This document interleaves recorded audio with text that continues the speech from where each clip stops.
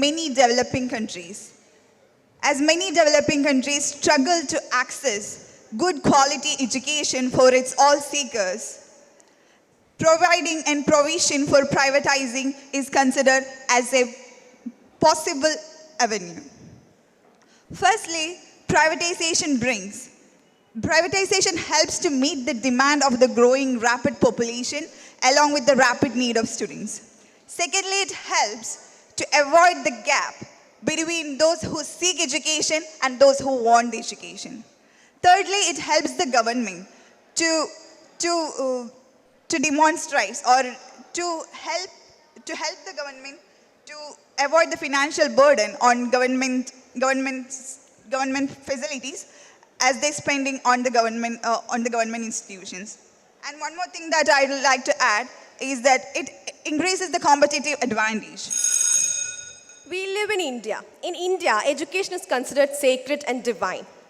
By commercializing education, actually, we are snatching away that sacredness and divinity. There is a Sanskrit slogan which states that teachers are considered to be gods. But in private institutes, most of the teachers are underpaid and overworked.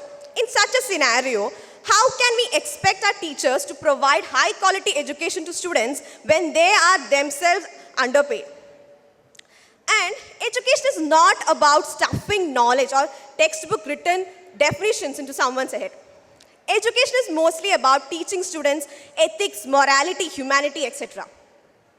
But in the present scenario, when a student is enrolling into a private institution, the student has one thing in mind: to get back the money I have spent here.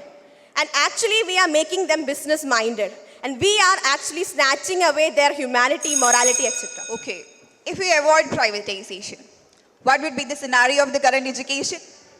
If we avoid the privatization in the educational sector, what would be the result of the educational sector today in India? Privatization is the only way that can absorb the immense need of the students of the current population that is rising in India. If we avoid private education, private institutes, what's going to happen is, naturally, the government schools or government institutions would increase and meritorious students would get the admission. Now, let me make my point. In India, two types of students get education. One, the best, the meritorious students go to the IIT, AIIMS, etc. And next, the rich people. That's it. Oh, dear. The rich people, only the rich people are getting education, and the meritorious people are also getting education.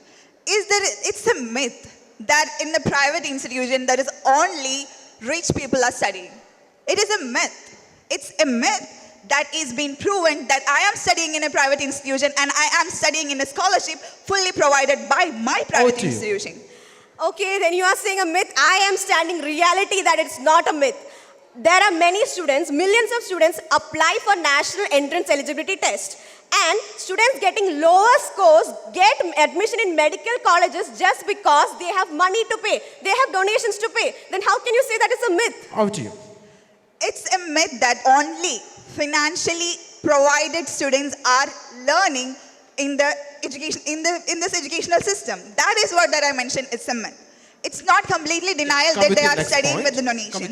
My point is that altogether it is not possible to avoid privatization in educational sector. All right, okay. Our topic was, is privatization providing higher quality of education?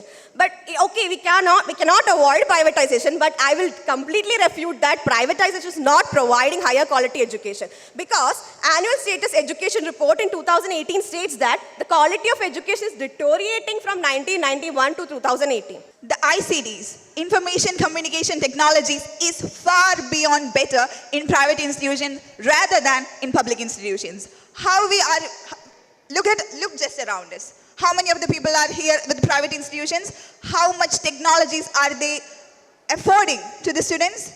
It is just a reality that's happening today. Frame as points, please. Yes. See, even if the computerized, everything is going well, amenities is there, we need qualified teachers who are paid for their work. But teachers are not paid in private institutions. They are underpaid. When they are not paid enough, they cannot give the complete education. They cannot give complete faith in the education system. When teachers are not satisfied, how will students get education? It's not real that the private institutions are always underpaid. It's not a reality. They are fully paid and they are giving their maximum for the betterment of their students. And my next point is the demographic situation of India needs quality education. And 993,000 of graduates are graduating a year from private institutions. And the quality is not even a question there. Clear. See, we need quality education. That's a very good fact. We need quality education, but we are not getting these quality education from private institutes. Most of the students are graduating now, but are remaining unemployed because there is no quality in the education we are getting. Please. In India, it is about 172.50 lakh crore debt. Indian government is in that huge debt and our income is not even a proportion. And with that income we need, from defense to education, we need to allocate to different activities. And we can't only focus on educational sector, thus Thank you so privatization much. is needed. Time Thank you. up.